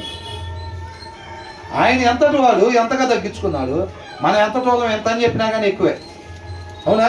మనం తగ్గించుకోవటానికి కుదరదు అంటాడు. వెనకాల కూర్చోండి, నేను వెనకాల ఫస్ట్ సీట్లో కూర్చునేది, నేనేంటి నా రేంజ్ ఏంది అసలు అని అనుకుంటా. ఏమీ లేని వాళ్ళని తగ్గించుకోవడానికి మాత్రం అల్లాడిపోతూ ఉంటాం. అన్నీ అయిన ఆయన మాత్రం చివరి వరకు. రాత్రి బ్రదర్ మేము మాట్లాడుకుంటాం మనం ఇక్కడ. ఆయన అంతటి వాడే కూడా ఎక్కడా తగ్గించుకున్నాడు? నేల మట్టుకు తగ్గించుకోవటం కాదు, నేల కన్నా కిందకే సమాధి దాకా తగ్గించుకున్నాడా లేదా? అవునా కదా? నేల లోపల నేల మట్టుకు తగ్గించుకోవటం కాదు, అంతకన్నా నేల కన్నా కింద వరకు తగ్గించుకున్నాడు. కాబట్టి ఆకాశాన్ని గెలుచుకొని పైకి వెళ్ళి అంత ఎత్తు వాళ్ళని ఇప్పుడు ఇలా కొట్టామనుకోండి, ఏమైంది? పైకి ఎంత బలంగా కొడితే అంత బలం. ఎంత తగ్గించుకుంటే దేవుడు ఆయన పరిచర్లు అంతగా వాడుకుంటాడు. వాళ్ళని సహాయం చేయి, వాళ్ళ దగ్గరికి వెళ్ళి మాట్లాడు. సమయాన్ని తైలపు కొమ్ము తీసుకో అన్నట్టుగా ఏమంటాడు? నన్సి నువ్వు అటు వెళ్దాను అంటాడు. ఆనంద్ నువ్వు ఇక్కడికి వెళ్ళాను. తగ్గించుకున్న దాన్ని బట్టి ఏదే ఉంది పాస్టర్ గారు వాళ్ళ అబ్బాయిగా మనం స్పెషల్ కోట ఉందిగా మాట అనుకుంటే ఏమైంది? నీ పక్కనే జరిగి ఉండి అవసరతలో ఉన్నవాడికి నీకు చెప్పకుండా 2 లైన్లు అవతల ఉన్నవాడికి దేవుడు చెప్తాడు. పోయి అక్కడ సహాయం చేసే పరిస్థితి ఉండిద్ది ఆయన కృపను బట్టి. అవునా?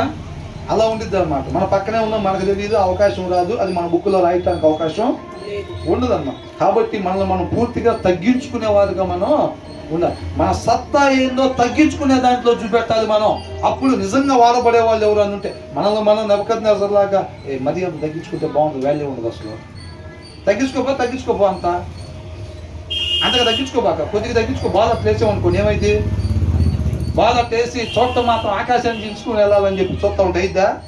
బాగా టేస్తే అట్టబడి కొద్దిగా హైట్లో వేసి మళ్ళీ అవుతుందా పడిద్ది. అంటే నువ్వు ఎంతగా ఆత్మీయంగా వాడబడతావు అంటే నువ్వు ఎంతగా తగ్గించుకున్నావో అంతగానే అంత హైటే లేచిద్ది అన్నమాట. ఎంతగా తగ్గించుకోగలిగితే అంత పైకి. ఆత్మీయంగా గొప్పగా వాడబడాలని ఎవరికి లేదా? చేతులు లేవట్లేదు అనుకుంటా, బలం లేదు. అంత ఆత్మీయ బలమే తప్ప శారీరకంగా బలం లేదు. టైం అయింది. అవునా? కాబట్టి మనం ఏంటంటే తగ్గించుకునేవారుగా, కలహాల్ని ప్రేమించేవారుగా మనం ఉండకూడదు. కలహాల్ని ప్రేమించకూడదు అని అంటే ఆ కలహం అనేది ఫస్ట్ మన హృదయంలో ఉండకూడదు. మన హృదయంలో సమాధానమే ఉండాలన్నమాట. హూ ఎవరు బిల్సే హై గేట్స్ అని అంటున్నాడు. మనల్ని మనం తగ్గించుకోవాలి తప్ప హెచ్చించుకోకూడదు. మనల్ని హెచ్చించుకునే ఆలోచన రాగానే ఇమీడియట్గా మన నాశనానికి ఆహ్వానం పలికినట్టే మనమే. ఎవరు పలికారు? సొదొమ గొమొర్రాకి ఎవరు తెచ్చుకున్నారు ఆ పని? అవునా కదా? వాళ్ళ కాళ్ళే వద్దంటే తీసుకొచ్చుకున్నారు ఆ నాశనాలన్నీ కూడా. బైబుల్ అనేక మందిని, ఆయన కృపామయుడు. అసలు ఎంతమందిని మనం పోవాల్సిన దారిలో ఎట్లా పోతే చక్కగా వెళ్తారు, ఎలా పోకుండా ఉండాలి అనేది క్లియర్గా ఎంతమందిని మనం ముందు పెట్టారు అసలు. అవునా? ఎంతమందిని మనం ముందు పెట్టాడు. కాబట్టి ఆయన ప్రేమను అర్థం చేసుకోవాలని కోరుకుంటా ఉన్నాను అనమాట. తర్వాత ఏమంటున్నాడు? ఈ ఒక్క వచనం వెళ్ళండి, ఒక్క వచనంతో ముగిద్దాం ఏదైనా కానీ.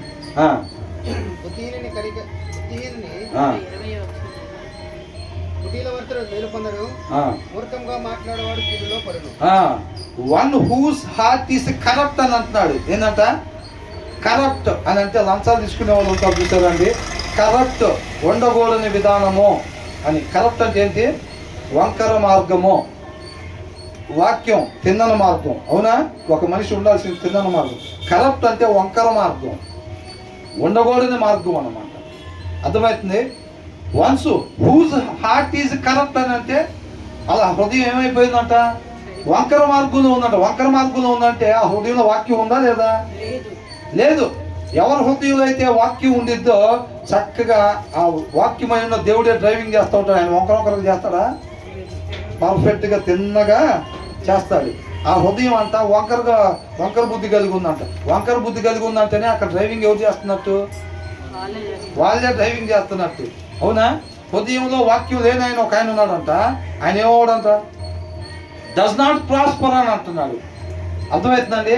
ఆయన ఎప్పుడు కూడా వర్ధిల్లడు అని అంటున్నాడు. వర్ధిల్లాలని ఎంతమందికి ఉంది? ఆత్మీయంగా వర్ధిల్లాలని ఎంతమందికి ఉంది? అవునా? ఎవరి హృదయంలో అయితే వాక్యం ఉండదా అంట వాళ్ళు ఎప్పుడు కూడా వర్ధిల్లరు అని ఉంది. అర్థమైందా? ఎవరికైతే నిజంగా వర్ధిల్లాలి ఆత్మీయంగా అని ఉందో వాళ్ళ హృదయంలో వాక్యం ఉంటేనే వాళ్ళు వర్ధిల్లుతారులే. కానీ హృదయంలో వాక్యం లేకుండా, వాక్యం చదవకుండా నేను వర్ధిల్లాలి, ఆత్మీయంగా వర్ధిల్లాలి వర్ధిల్లాలి వర్ధిల్లాలి వర్ధిల్లాలి వర్ధిల్లాలి అని అంటే అయ్యేవి అవ్వవు. కాబట్టి నామకార్థ భక్తిలోకి మనం పోకూడదు. ఎప్పుడు కూడా వాగ్దాన కార్డులో ఉన్నట్టుగా వెనకాలే కోరుకుంటాం మనం. ఉండకూడదు. అజ్ఞానుల్లాగా, అవివేకుల్లాగా అట్లాగా ఉండకూడదు అనమాట. కాబట్టి ఇక్కడ ఏమంటున్నాడు? Whose heart is corrupt does not prosper. వాళ్ళు వర్ధిల్లరు. ఎంత చక్కగా రాసి పెట్టారు. ఇందాక కూడా ఏమన్నారు? ఎదుటి వారికి కానీ ఎవరన్నా షూరిటీ కానీ అట్లా ఉన్నట్టే కనుక వాళ్ళు షూర్లీ సఫర్ అని రాశారు. దొంగతిరుగుడుగా చెప్పేది ఏం లేదు ఇక్కడ. ఏంటంట? ఖచ్చితంగా ఇబ్బంది పడతారు అని అంటున్నాడు. ఇక ఆప్షన్ లేదు అక్కడ. బ్రదర్ అట్లా మనం జామీన్ ఉండి ఏదన్నా ఇబ్బంది పడకుండా ఉండటానికి దారి ఉందా? ఇంకా లేదు. నీ ముందున్న దారి ఒకటే. నువ్వు ఇబ్బంది పడకూడదంటే అసలు నీ కంటికి కుడికి రానియకుండా నువ్వు ఇమ్మీడియట్గా పరిగెత్తుకుంటే దాంట్లో నుంచి రిలీజ్ అయిపో నువ్వు. అదే దారి తప్ప వేరే దారి లేదు అని అంటున్నాడు. ఇక్కడ కూడా ఏంటంట? నీకు నిజంగా ఆత్మీయంగా వర్ధిల్లాలి అని ఉంటే కనుక నీ హృదయంలో సమృద్ధిగా ఎప్పుడు వాక్యాన్ని పెట్టుకొని ఇంక వేరే దారి లేదు. నువ్వు వాక్యం చదవటానికి నీకు బద్ధకం అయితే కనుక నువ్వు నేను వర్ధిల్లాలని చెప్పి ఆశపడిన అది జరగదు. అది సోమర కోరిక లాగానే మిగిలిపోయింది. అది జరగకుండా నేనే చూసుకుంటాను అంటున్నాడు. అవునా కదా? సోమర కోరిక ఎందుకు నెరవేరదంట? అది నెరవేరకుండా దేవుడే ముళ్ళ కంచిన అడ్డం వేస్తాను అంటున్నాడు. అది న్యాయం కాదు కదా. కష్టపడ్డ వాళ్ళకే ఫలితం రావాలి. అవునా కదా? మరి ఇది కష్టపడకుండా వీళ్ళు అక్కడ కూర్చొని తవ్వుకోకుండా వీళ్ళకి ఆ హిడెన్ ట్రెజర్ రావటం అనేది అది అన్యాయం. అది కాబట్టి అన్యాయం ఆయన జరగలేదు ఎప్పుడు కూడా. అవునా కదా? కాబట్టి ఆయనే న్యాయమై ఉన్నాడు అనమాట. కాబట్టి ఇక్కడ ఏమన్నాడు? One whose tongue is perverse falls in to trouble అని అంటున్నాడు. ఏంటంట సూరి? వేరే వాళ్ళు చదవండి. ఎట్లా మాట్లాడేవాళ్ళంట? మూర్ఖంగా మాట్లాడాడు అంటేనే మనకు ఒకటి అర్థమైపోతున్నారు. హృదయం ఏం లేదు, వాక్యం లేదు. మూర్ఖంగా మాట్లాడాడు అని అంటే ఫస్ట్ ఆ మూర్ఖత్వం వాళ్ళ హృదయంలో ఉందని అర్థం. అవునా కదా? మూర్ఖంగా మాట్లాడమంటుందా, మాట్లాడకూడదు అంటుందా? మాట్లాడకూడదు అని చెప్తున్నారు అనమాట. అది ఆ మాట్లాడకూడదు అని అంటే ఆ మూర్ఖత్వం ఫస్ట్ మనలో ఉండకూడదు. మూర్ఖత్వం హృదయంలో ఉండకూడదు అని అంటే ఏముండాలి? దాంట్లో దేవుడే ఉన్న వాక్యం ఉంటేనే ఆ మూర్ఖత్వం మన హృదయంలో లేకుండా ఉండిద్ది. ఎవరి హృదయంలో వాక్యం లేకుండా ఉంటుందో వాళ్ళ హృదయంలో ఆటోమేటిక్గా మూర్ఖత్వం వచ్చేసిద్ది. వాళ్ళు నోరు తెరిస్తే వాళ్ళు క్రైస్తవులైనా విశ్వాసులైన వాళ్ళు కలిసి చెప్పుకుంటున్నా వాళ్ళ నోటి నుంచి ఏమొచ్చిందంట? మూర్ఖత్వానికి సంబంధించినయే వస్తాయి. అలా మాట్లాడే పరిస్థితి ఏంటంట? కీడులో పడతాయి. ఎక్కడ పడతారంట? మొత్తానికి లింకే. అర్థమవుతుందండి? ఎవరు హృదయంలో వాక్యం ఉండదో వాళ్ళు మూర్ఖత్వం ఉంటారు ఖచ్చితంగా. ఎవరన్నా కానీ హృదయంలో వాక్యం లేని వాళ్ళు మూర్ఖులు. అర్థమైందండి? ఇంతానికి మనకు కొద్దిగా ఇబ్బందికరంగా ఉన్నా సరే వాక్య సారాంశం చెప్తుంది అదే. హృదయంలో వాక్యం లేని వాళ్ళు ఏ డ్రెస్ వేసుకున్నా సరే, ఎక్కడ పుట్టి పెరిగినా, ఎవరు పిల్లలైనా ఎవరైనా కానీ హృదయంలో వాక్యం లేకపోతే వాళ్ళు మూర్ఖులు అని చెప్పి కొన్ని వందల సార్లు రాయబడింది దీంట్లో. ప్రతి వచనంలోని ఎన్ని వచనాలు దాటి వచ్చాం మనం, అన్నింటిలో అదే కదా ఉంది. హృదయంలో వాక్యం లేకపోతేనంట వాళ్ళు మూర్ఖులుగా ఉంటారు, వాళ్ళు వర్ధిల్లరు, వాళ్ళకి ఖచ్చితంగా ఎక్కడ పడతారంట, వాళ్ళు కీడులోనే పడతారు. వాళ్ళు మూర్ఖపు మాటలే మాట్లాడతారు. వాళ్ళు సమాధానం వాళ్ళ హృదయంలో ఉంటే సమాధానకరమైన మాటలు మాట్లాడతారు. మూర్ఖత్వం వాళ్ళ హృదయంలో ఉంటే వాళ్ళు మూర్ఖపు మాటలు మాట్లాడి ఏం తెచ్చుకుంటారంట, కీడునే తెచ్చుకుంటారంట. కీడు కావాలని అనుకుంటారు ఎవరైనా. కాబట్టి కీడు మనకు వద్దనుకుంటే మన హృదయంలో ఎప్పుడు ఏముండాలి, దేవుని వాక్యం సమృద్ధిగా ఉండాలన్నమాట. కాబట్టి దయచేసి చెప్పేది ఏంటంటే, ఇక్కడ కేవలం 4-5 మాటలు వినటం కాకుండా మనం ఎల్లప్పుడూ నడవాల్సిన రీతిలో మాత్రమే నేను నడవాలి అని అనుకుంటే కనుక ఎల్లప్పుడూ దేవుని వాక్యం మన హృదయంలో ఉండాలి. కాబట్టి ఇంటికి వెళ్ళిన తర్వాత ప్రతిరోజు కూడా వాక్యాన్ని తప్పక ధ్యానించాలి.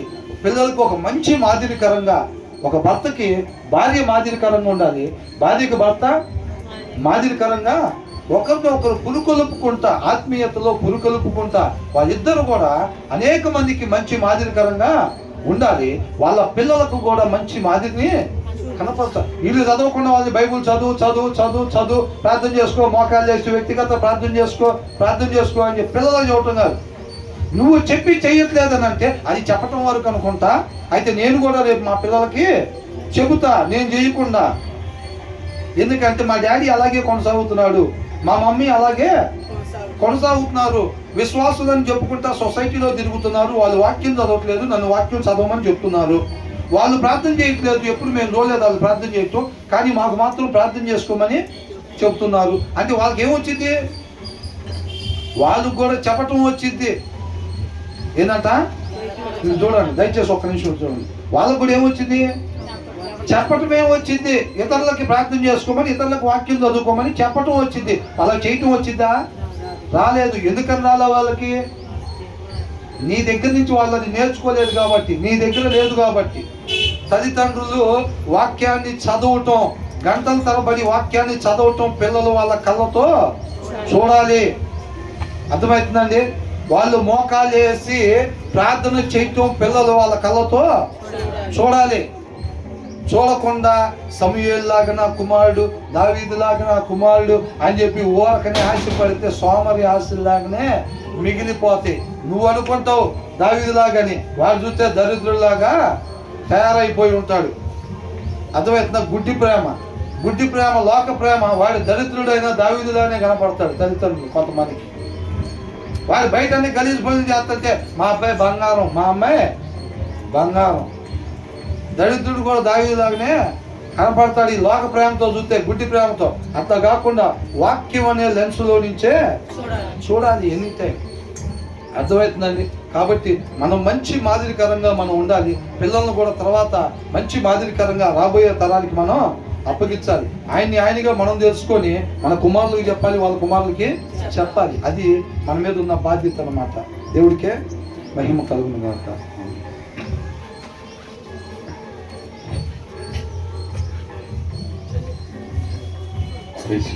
హల్లెలూయా.